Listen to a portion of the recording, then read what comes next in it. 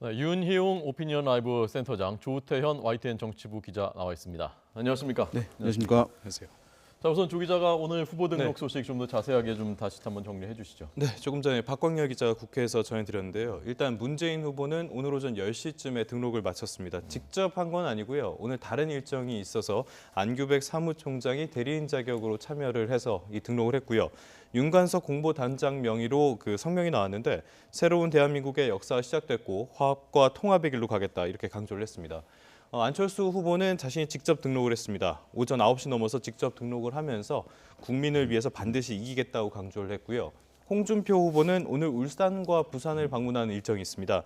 따라서 이철우 사무총장 그리고 김정재 원내대변인이 대신 등록을 하면서 안보 위기와 경제 위기인 상황에서 용기와 결단, 경륜과 실적을 갖춘 사람이 대통령이 돼야 한다 이렇게 강조를 했습니다. 유승민 후보가 조금 전에 대통령 후보로 직접 등록을 했고요. 심상정 후보 역시 이혁재 사무총장이 대리인 자격으로 후보 등록을 마쳤습니다. 한 가지 좀 첨언을 드리자면은 지금까지 12명이 오늘 오후 1시 기준으로 12명이 등록을 했는데요. 역대 후보가 가장 많았던 게 4대 그리고 17대입니다. 이때 12명이었으니까 이번에는 가장 역대 후보가 가장 많은 선거가 될 것이다. 이렇게 볼 수 있겠습니다. 네. 그러면 어떻게 되나요? 기호도 다 정해져 있는 건가요? 기호는 일단 의석순으로 기호를 배정을 하고요. 그리고 원내 정당이 지금 정의당의 새누리당까지 포함해서 6당이니까 이렇게 기호가 배정이 되고 나머지 그 정당이 있는 후보들은 가나다 순으로 배정이 됩니다. 그다음에 마지막으로 무소속 후보들은 추첨을 해서 기호를 정하게 됩니다. 그럼 기호 1번이 문재인 후보가 되겠고 그렇죠. 의석수로 예. 2번이 홍준표, 네. 3번이 안철수, 네, 이렇게 되고 4번이 유승민. 그렇죠. 예. 예. 그리고 아까 말씀하신 새누리당은 조원진 의원이 있기 때문에 그것도 이제 네, 원내 6번이 되나요? 정당이니까요. 예, 6번이 6번이 되겠군요. 됩니다. 알겠습니다. 자, 안철수 그 대표는 의원직을 사퇴를 하겠다고 공언했었는데 뭐 사퇴서는 월요일 날 내는 모양이군요. 네, 지금 이제 휴일이기 때문에 의원직 사퇴는 이제 평일에 국회의안과라고 있습니다. 의안과에 이제 제출을 하게 되면 국회의장이 그걸 보고 이제 도장을 찍으면 처리가 되는 것이기 때문에 이제 지금 이제 처리는 아직은 된 것은 아니고요. 네. 그렇게 이제 진행이 될 것으로 이제 예상이 되고 이것은 어쨌든 간에 본인이 배수의 진을 친다. 이제 강한 이제 대권에 대한 이제 의지를 드러냄으로써 이제 본인이 남겨놓아서 이후에 탈락했을 때, 예, 당선되지 않았을 때 이후에 정치적 활동을 할 수 있는 어떤 공간들이 있다는 것을 보여주게 되면 의지가 충분하지 않다, 권력 의지가 약하다는 것으로 비춰질 수 있다는 것. 지난번 어쨌든 이전에 이제 다른 후보들 같은 경우, 문재인 후보 같은 경우도 지니고 했는데요. 그런 것들을 이제 차별화하려고 하는 시도로 이제 해석이 됩니다. 네. 문재인 후보는 지금 현역 의원이 네. 아니고 그리고 다른 현역 의원들이 유승민 의원이 있고 심상정 의원이 있고요. 네, 그리고 안철수 후보 역시 지금은 현직 의원이죠. 그 안철수 의원은 이제 의원직 사퇴하는 거겠다고 하는 거고 나머지 두 명은 네. 사퇴는 안 하겠다고 네, 하는. 아직까지 거기에 대해서 뭐 명확하게 입장을 예. 내지 않았습니다. 네. 자, 어제 그 갤럽 조사 나오지 않았습니까? 예. 그 전에 며칠 전부터 역대 대선에서 그러니까 후보 등록 전에 마지막에 나온 여론조사 결과가 거의 그대로 가더라 결과로. 예. 라는 그 분석이 있었기 때문에 주목받았었는데 어제 나온 결과에 대해서 각 당에서는 어떤 얘기들 하던가요?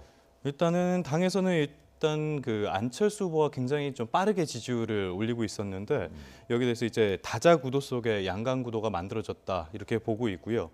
문재인 후보 측 이 분위기를 좀 전해드리자면은 네. 일단은 문재인 후보 측도 포함해서 전반적으로 TV 토론 이후에 분위기가 좀 많이 바뀌지 않았나 이렇게 볼 수 있겠습니다.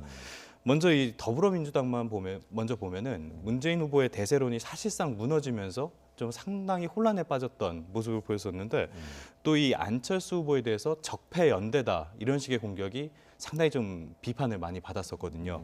그런데 이번에 이 적폐 연대라는 프레임을 폐기를 하면서 또 TV 토론에서도 나름대로 상당히 좀 잘했다 이런 평가가 나오면서 분위기가 좀 안정되는 모습을 보이고 있고요. 분위기가 좋아졌군요. 예, 많이 좋아졌습니다.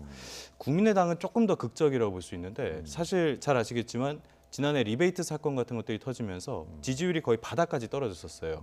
그러다 최근에 경선이 끝나고 지지율이 아주 급등을 하면서 분위기가 좋아졌었는데 최근에 그 대형 단설 유치원 설립 자제 공약 그리고 또 김미경 교수의 개인적인 문제 여기다 TV 토론에서 좀 부진했다 이런 평가를 받으면서 다소 좀 위기감을 느끼는 부분들이 있고요. 보수 정당 두 개 그러니까 자유한국당, 바른정당은 지지율 고민이 지금 많습니다. 특히 자유한국당은 이제 원래 선거를 치르듯이 예산을 많이 집행을 했는데 지지율 10%가 안 나오면은 돈을 돌려받을 수가 없으니까 지금 당사를 담보로 해서 250억 대출까지 받았거든요. 아, 그렇군요. 당이 파산할 수도 있는 것이 아니냐 이런 얘기가 나오고 있고 예, 예. 바른정당 역시 돈 문제가 있는데 자유한국당처럼 많은 돈을 쓰지는 않겠다는 계획이었기 때문에 조금 상황은 낮고 또 TV 토론회에서 유승민 후보가 상당히 좋은 모습을 보여줬거든요. 그래서 좀 지지율 상승의 어떤 계기가 마련된 것이 아닌가 이렇게 약간 고무된 분위기가 지금 감지되고 있습니다. 네. 그 돈 돌려받는 게 15%입니까? 10%입니까? 15%면 전액이고 10%면 반액. 아. 예. 그러니까 그 자칫하면 당의 그 사실 그 명운이 흔들릴 수도 있는 이게 중요한 문제지 않습니까? 네, 윤 센터장님은 지금의 그 이른바 양강 구도 뭐 2강 1중 2약쯤 될까요? 그 네. 구도가 그대로 갈 것이라고 보시는지 네. 아니면 중간에 어떤 식으로 합종 연횡이나 어떤 그 구도의 변화가 있을 것이라고 보시는지. 일단 기본적으로 가긴 할 것으로 보이는데요. 중간에 한 번쯤 어떤 변화 가능성이 전혀 닫혀 있는 것은 아니라고 보입니다. 왜냐하면 만약에 이제 문재인 후보와 안철수 후보의 양강 구도가 이어지는데 안철수 후보 측에서 만약에 문재인 후보와 메워지지 않는 갭이 있다.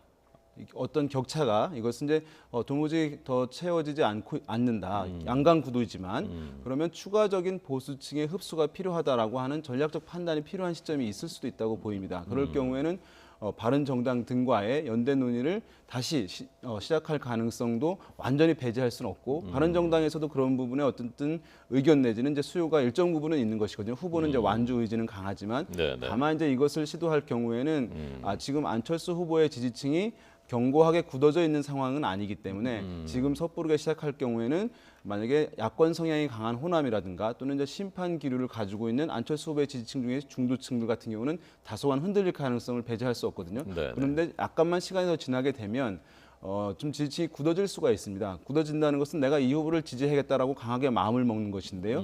그랬을 때는 다소 뭐 마음에 들지 않는 행동을 하더라도 지지를 철회할 가능성이 약간 줄어드는 측면이 있습니다. 그러니까 약간 시간을 두고 그 판단을 할 가능성은 있는데요. 다만 이제 또 하나는 문제는 그 상대방 측에서 선거 비용을 너무 과도하게 썼을 경우에는 예. 사실 이제 이 문제가 굉장히 협상이 어려워질 가능성이 있습니다. 그러니까 일정 수준의 뭐 약 50억을 넘지 않는 수준에서 했을 때 당에서 나중에 이제 소화할 수 있는 정도면 상관없는데 이것이 한 100억 이상을 써버리게 되면 예, 예. 후보를 단일화하거나 연대했을 경우에 이 문제를 어쨌든 합법적으로 해줄 수 있는 방법은 없거든요. 예.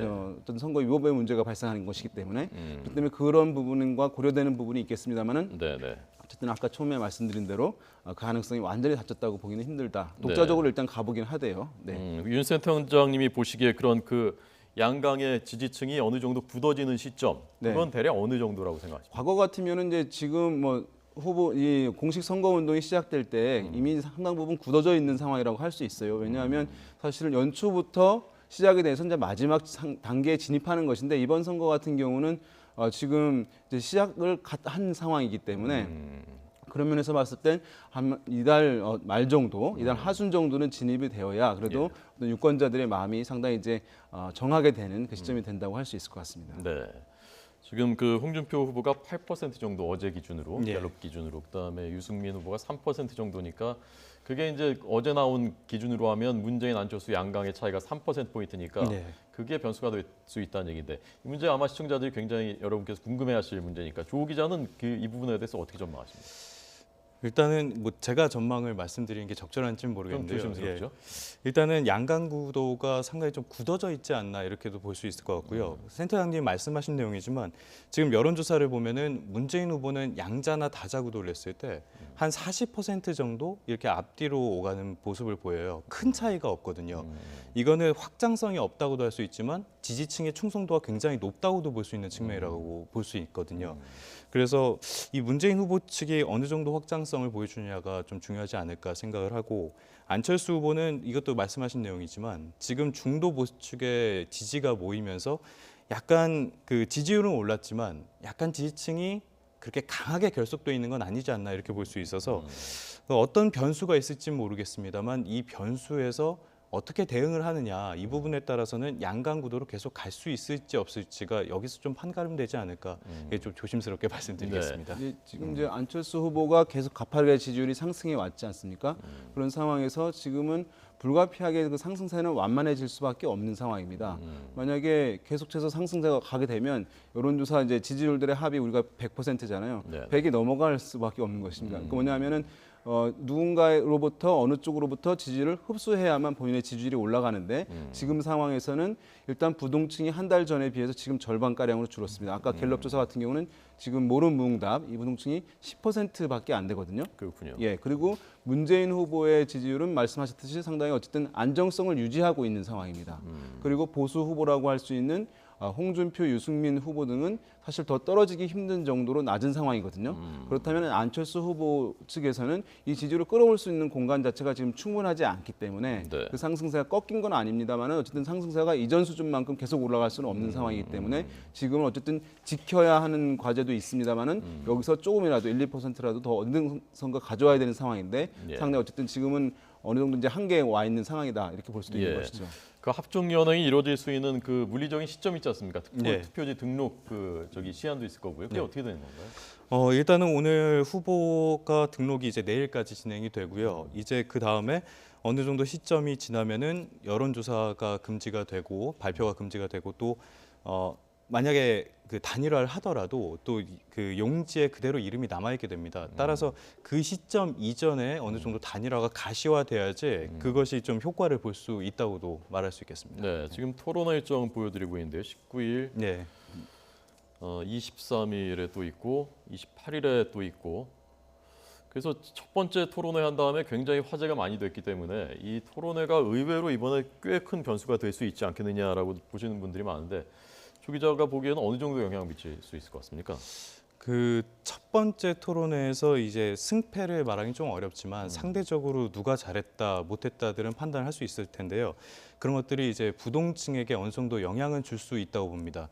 다만 그 이제 말씀하신 대로 어느 정도 그 지지층들은 조금 확정이 되지 않았나 본다면은 과연 이 토론회에서 보여줬던 모습들이 지지율에 큰 영향을 미칠 것인가는 약간 조금 부정적으로도 볼 수 있을 것 같아요. 네, 과거에는 이제 선거 연구들이 많이 있는데요. 이 TV 토론이 이제 후보들 선택하는 지지 후보 선택에 이제 어떤 영향을 주는가에 대한 연구들을 살펴보면 대체로 이제 후보를 교체하거나 변경하는 효과보다는 지지하고 있는 후보의 지지 강도를 강화하거나 또는 이제 배제하는 후보, 지지하지 않는 후보의 비토 효과를 강화하거나 이제 이런 이제 효과가 오히려 더 크다라고 하는 것이 이제 일반적인 연구였습니다. 그래서 그 흐름 자체는 이번에도 근본적으로 바뀌기는 힘들긴 하는데요. 그렇지만 이제 이전 대선에서의 TV 토론에 비해서는 그 효과는 이제 제법 크게 나타날 수 있다, 가능성은 있다고 보이는 게 맞습니다. 왜냐하면 아까 말씀드린 대로 후보들에 대한 지지 강도가 견고하게 굳어지지 않은 상황이라고 할 수 있고요. 네, 네. 이런 상황에서 어쨌든 또 유권자들이 지난 이제 정권에서 사례에서 이제 봐도 뭐 교훈을 얻었듯이 후보들을 엄밀하게 비교 검증해야 된다. 그 상황을 보면서라고 하는 인식이 이전에 비해서 매우 이번에 높아진 것으로 보입니다. 그래서 TV 토론을 보면서 본인과 생각에 부합하는지 또 역량이 있는지를 꼼꼼하게 보려고 하는 유권자들의 의식 수준 상당히 올라가 있는 상황이기 때문에 그런 면을 감안하면 이번에 TV 토론은 과거에 비해서 상당히 그 포맷도 과거에는 이른바 인터뷰식 토론회라고 했습니다. 그러니까 정해졌던 질문, 알고 있는 질문에 단답형 답변에서 끝나는 것인데 이번에는 계속 집중적인 상호 토론이 있고 또 원고 없이 하는 토론들도 많이 있는 것이기 때문에 그것이 충분하게 대중들에게 어필할 수 있는 기회라는 점 그런 면에서 봤을 때는 이전에 비해서는 효과가 높을 것이다. 또 지지 후보의 일정 부분에 변경 효과도 나타날 수 있다라고 보는 것이 합리적이지 않을까 생각해 봅니다. 그리고 또 이 여론조사를 보면은 그 자신이 지지하는 후보를 바꿀 수 있다는 응답도 꽤 높게 나오고 있거든요. 그런 부분에도 TV 토론이 좀 영향을 줄 수는 있다고 봅니다. 예. 네. 아까 그 박광렬 기자 보도 보니까 스탠딩 토론을 하느냐 마느냐 그 문제가 꽤 쟁점 모양이더군요. 예, 그렇죠. 지금 문재인 후보 측에서 스탠딩 토론을 그렇게 오랜 시간 동안 또 후보가 주요 후보가 5명이나 되는 상황에서 그렇게 하는 것이 어떤 의미가 있냐 이렇게 문제 제기를 하고 있는 상황이고요. 안철수 후보는 지금까지 계속 문재인 후보에 대해서 끝장 토론도 요구를 했었는데 안철수 후보 측이 지금 강하게 좀 비판을 하고 있습니다. 만약에 건강 문제라면 그렇게 건강도 좋지 않은 사람이 어떻게 국정을 이끌 수 있겠냐 이런 지적까지 하고 있고요. 유승민 후보 측 역시 토론회에 강점이 있다 보니까 이런 토론회를 좀 강하게 요구를 하는 모습입니다. 네. 자, 그 김현철 씨 있지 않습니까? 네. 김영삼 전 대통령 차남 네. 비롯해서 각 진영이 이제 세를 넓히는 그 영입 네. 경쟁을 하고 있다는데 김현철 씨는 어떻게 되는 겁니까? 일단은 뭐 그 상도 동계라고 할 수 있죠. 김영삼 전 대통령의 뭐 유지를 이어받았다 이런 사람들로 볼 수 있는데 대표적으로는 김영삼 전 대통령의 아들인 김현철 교수, 또 김동용 김영삼 민주센터 이사장 이렇게 두 사람 정도가 지금 영입 대상에 물망에 좀 오르고 있습니다. 먼저 김현철 교수 측이 이렇게 언론과의 통화에서 얘기를 한 내용인데. 문재인 후보 측에서 직접 연락이 와서 도와달라고 요청을 했다. 자신으로서는 아버지의 뜻을 잇는 게 중요하고 그렇기 때문에 상도 동계는 함께 움직일 것이다. 이렇게 설명을 했거든요. 반면에 이 김동용 이사장은 지금 안철수 후보 측에 계속 러브콜을 받고 있습니다. 사실 이번 주에도 김동용 이사장이 국민의당 선대위에 참여하지 않겠냐 이런 전망들이 나왔는데 일단은 아직까지는 성사가 되진 않았습니다. 민주당이랑 국민의당이 둘 다 일단은 기반이라고 하면 호남이 기반이라고 볼 수 있거든요. 근데 상도 동계는 부산 경남의 지지 기반이 있기 때문에 이 사람들을 영입을 한다면은 부산과 경남에서 특히 안철수 후보는 지금 그 지역에서 문재인 후보에 뒤지고 있기 때문에 상당한 도움을 받을 수 있을 것이다 보고 좀 이렇게 공을 들이는 것이 아닌가 봅니다. 윤 센터장님 보시기에는 이게 상당히 영향 미칠 수 있습니까? 민심에?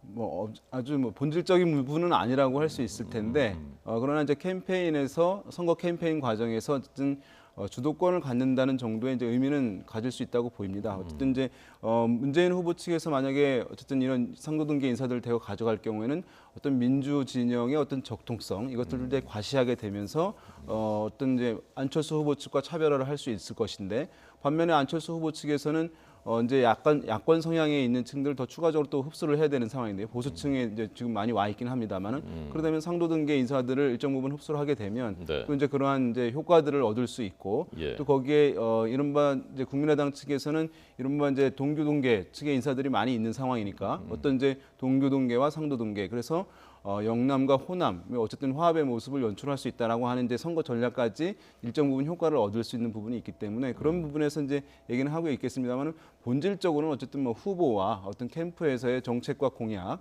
또 후보의 어쨌든 선거에서의 역량 이런 부분이 더 큰 효과를 주는 것은 뭐 틀림없고 그것을 대체하기는 힘들죠. 예. 그러나 어쨌건 지금 1~2%가 아쉽기 아쉬운 때문에 상황이죠. 뭐 총력을 다하고 있는 네. 거죠.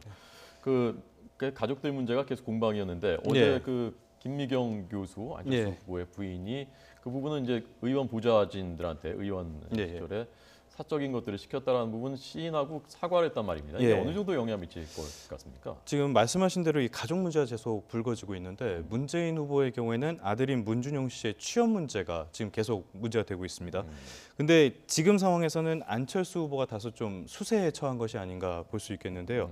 말씀하신 김미경 교수가 사적 지시했다는 게 처음에 안철수 후보 측에서는 사실 무근이다 이런 반응이 나왔었어요. 근데 그게 입장이 하루 만에 바뀌어서 그 인정을 하고 사실상 인정을 하고 사과를 했거든요. 네. 따라서 이런 부분들이 문제될 수 있는데 또 하나 문제가 그 안철수 의원의 보좌진들이 김미경 교수를 사적으로 도왔으려면은 안철수 후보가 묵인 내지는 적어도 이렇게 지시를 했었다 이렇게 봐야 되는 게 합리적이거든요. 따라서 이 안철수 후보가 어떻게 지금 또 의혹이 나왔죠. 직접 지시한 것이 아니냐 이런 의혹까지 나오고 있기 때문에 이 부분이 좀 크게 작용할 수 있다고 보고요. 또 안설희 씨, 딸이죠. 안설희 씨의 재산 문제도 계속 문제가 됐었는데 재산을 공개하면서 해명을 하긴 했지만은 서류 같은 게 없었기 때문에 아주 완벽하게 해명됐다고는 볼 수 있는 상황이 아닙니다.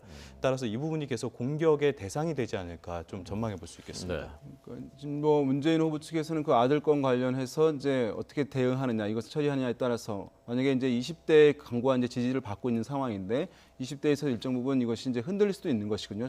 대응이 적절치 않을 경우에는 그런 부분에 대한 이제 우려가 있을 수 있는 것이고 안철수 후보로서는 어쨌든 새정치 이제 이미지를 갖고 있던 상황에서 이렇게 이제 이런 모습들 방금 말씀하신 모습들이 이제 드러나게 되면 본인이 가지고 있던 기성 정치권과의 차별화된 새정치 이미지들이 상당히 훼손될 수도 있는 것이거든요. 그러면 지금 본인에게 와 있는 가볍게 이제 강한 지지를 갖고 있지는 않지만 본인에게 와 있는 지지층을 적극적 지지층으로 전환시켜야 될 시점에서 그런 이제 작업들이 상당히 더디게 진행될 수밖에 없다는 점 그런 것들은 실제로 이제 영향을 줄 소지들이 크다고 하겠습니다. 네. 자, 앞서 말씀드린 그 합종연행 관련해서 오늘 국민일보에서는 그 바른정당 의원들 일부가 유승민 후보 사퇴를 요구하는 움직임이 있다. 네. 어떻게 된 겁니까? 일단 사실을 좀 짚어보면은 의원 20여 명이 만나서 논의를 한 것은 사실입니다. 아무래도 계속 얘기가 나왔지만 유승민 후보의 지지율이 지금 그렇게 의미 있는 지지율이 안 나오고 있거든요. 네. 그렇기 때문에 이 상황을 어떻게 해야 되냐 이런 대책을 마련하기 위해서 이게 모였는데요. 여기서 여러 가지 논의가 오간 건 맞는데 하나로 통일된 의견은 뭐 당연한 얘기지만 만들지 못했습니다. 뭐 이제 앞으로 토론회까지 보고 지지율 추이를 봐야 된다. 또 당장 단일화에 나서야 된다. 근데 단일화를 지금 요구하는 정당이 없기 때문에 네네. 구걸하듯이 단일화를 할 수는 없다. 이런 여러 가지 의견들이 나와서 좀 충돌이 있었던 것 같고요. 여기에 대해서 유승민 후보 측은 당내 일부 세력이 대선 후보를 지금 흔들고 있다. 이런 식으로 규정을 했습니다. 또 유승민 의원 자체가 완주 의사가 지금 굉장히 강하게 얘기를 하고 있거든요. 또 아까도 말씀드렸지만 TV 토론회에서 상당 부분 뭐 반등의 계기를 만들었다고 보고 있기 때문에 이런 의견을 받아들일 가능성은 그렇게 크지는 않아 보입니다. 네, 의원들은 그러니까 그 연대한다면은 그 국민의당하고 하자는 그 얘기를 하는 거죠. 그쪽에 가깝지 않은가 이렇게 볼 수 있겠습니다. 네, 그 성사 가능성은 어떻게 보십니까?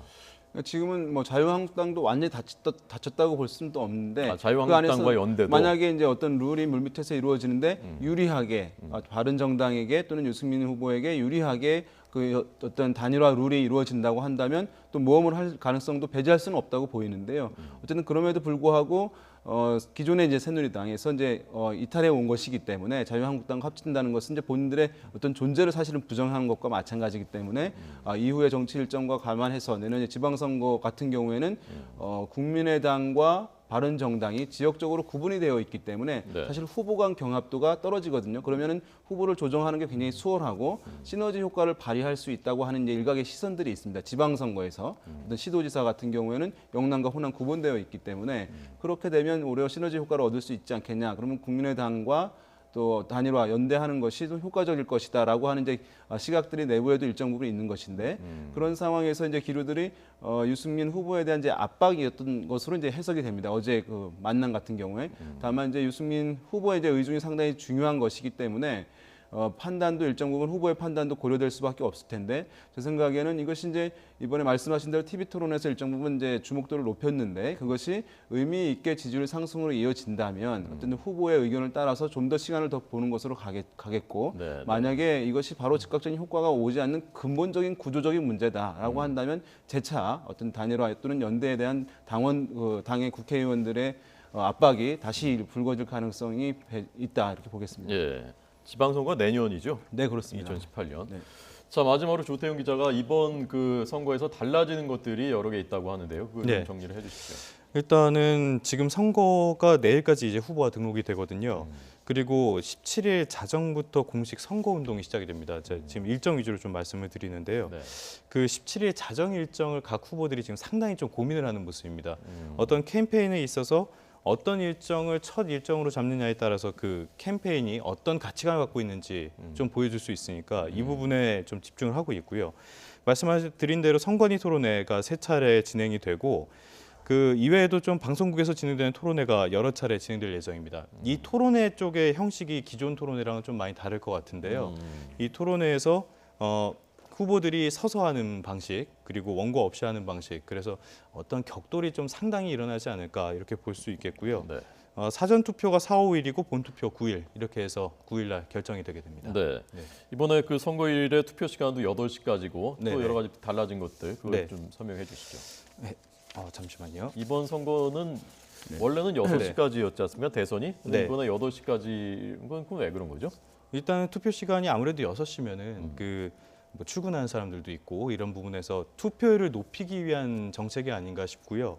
거기다가 선거일에 인터넷이나 전자우편, 문자, 메시지 같은 것으로 선거 운동하는 것이 또 가능하고 그 기존에 이제 엄지 손가락이나 V자 같은 것들이 번호를 어떻게 이렇게 기호를 보여줄 수도 있으니까 안 되는 부분들이 있었는데 이런 것들을 해서 투표를 인증해서 SNS에 올리는 것도 이제는 가능하다고 합니다. 가능해졌군요. 네. 네, 그래서 이제 어쨌든 이제 이번 대통령 이제 거리에 의한 선거이기 때문에 보궐선거라고 봐서 이제 8시까지 투표 시간이 가는 것이라고 할 수 있겠고 이제 공식 선거 운동이 진행이 될 경우에는 이제 후보들은 선거 사무소, 연락소를 설치하고 거기에 이제 벽보라든가 현수막들을 읍면동에 하나씩 설치를 이제 할 수 있게 되고 또 이제 어떤 온라인에서 또 TV 화면에서 광고, 신문 광고 이런 것들을 이제 여러 차례 할 수 있는 것이 이전과 이제 달라진 상황이라고 할 수 있겠고요.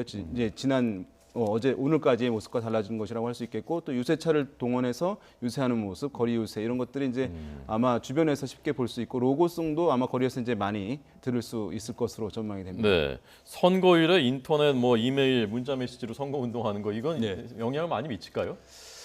뭐 저는 SNS를 안 해서 잘 모르겠는데 네. 일단은 기존보다는 어떤 자신이 지지하는 사람에 대해서 강한 그 지지를 사람들에게 얘기할 수 있다는 점에서는 어느 정도 일정 부분은 영향을 주지 않을까 생각을 해봅니다. 네.